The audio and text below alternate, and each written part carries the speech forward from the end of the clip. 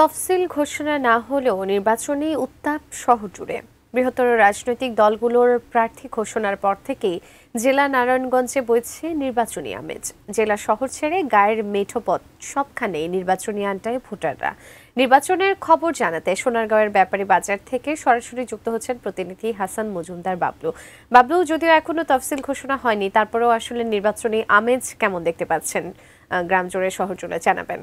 কিন্তু এই মুহূর্তে রয়েছি সোনারগাঁয়ের ব্যাপারী বাজারে। এখানে দেখতে পাচ্ছেন যে এখানেও কিন্তু প্রচারণা চলছে, অর্থাৎ তফসিল ঘোষণা না হলেও কিন্তু পুরো নারায়ণগঞ্জ জুড়েই নির্বাচনের প্রচারণায় নেমে গেছে। কারণ বৃহত্তর যে দলগুলো রয়েছে, রাজনৈতিক দলগুলো রয়েছে, তারা প্রত্যেকেই কিন্তু তাদের প্রার্থী ঘোষণা করার পর থেকে কিন্তু নারায়ণগঞ্জের পুরোটাই কিন্তু আসলে নির্বাচনী আমেজ বইছে। তো এই জায়গাতে আপনি জানেন যে বিএনপি চেয়ারপারসন বেগম খালেদা জিয়া অসুস্থতার কারণে কিন্তু তার যেই কর্মী সমর্থকতা রয়েছে সারা দেশে, তার অংশবিশেষ হিসাবে কিন্তু নারায়ণগঞ্জেও কিন্তু আজকে গতকালকে থেকেও কিন্তু তার জন্য দোয়া পরিচালনা করা হচ্ছে।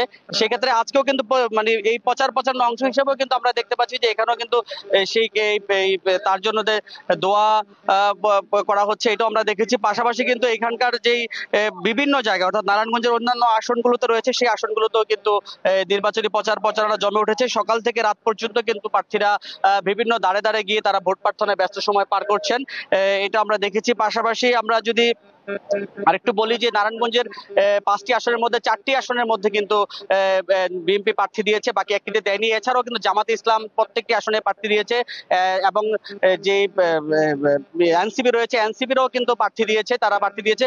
এছাড়াও যদি আমরা জানাই যে এখানকার যে প্রচারণা রয়েছে, যে প্রচারণায় কিন্তু বিরামহীন প্রচারণা কিন্তু করে যাচ্ছেন এখানকার প্রার্থী সমর্থকরা। এই ছিল আসলে আমার কাছে সব শেষ।